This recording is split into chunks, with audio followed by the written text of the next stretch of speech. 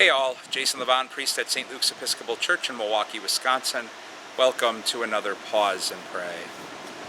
I had the gift earlier today in the morning to have a conversation right here in the parish courtyard with a parish member who was wondering with me how he could bring his passion and love for keeping bees and want to turn that into ministry here at St. Luke's. And those kinds of conversations are always so nourishing and energizing for me when people take their gifts and their passions and reflect on how they might have already become a ministry or how they can become a ministry. And it was a lively, nourishing conversation.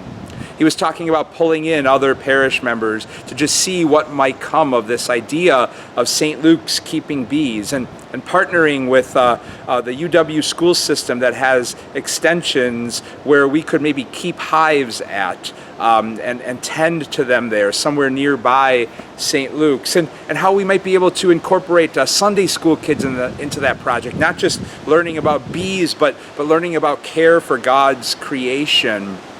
And again, it was just this energizing, life-giving conversation. And all of that came from two people having a conversation here in a church courtyard. In verse 20 of chapter 18 of Matthew's Gospel, we hear those familiar words where Jesus says, "Wherever two or three are gathered in my name, I will be there among them." And then that is a holy invitation for us to pause and pray, reflecting on the gift that with God it doesn't take much to do a lot with.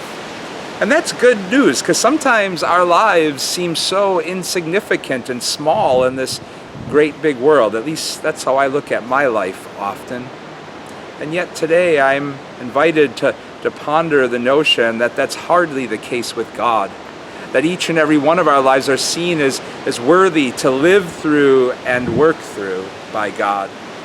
So that in that light, we find the grace then to offer our lives, however small they might seem, to our living God, all so that God can continue to work through them. And God's kingdom of love, light, and peace can continue to take shape.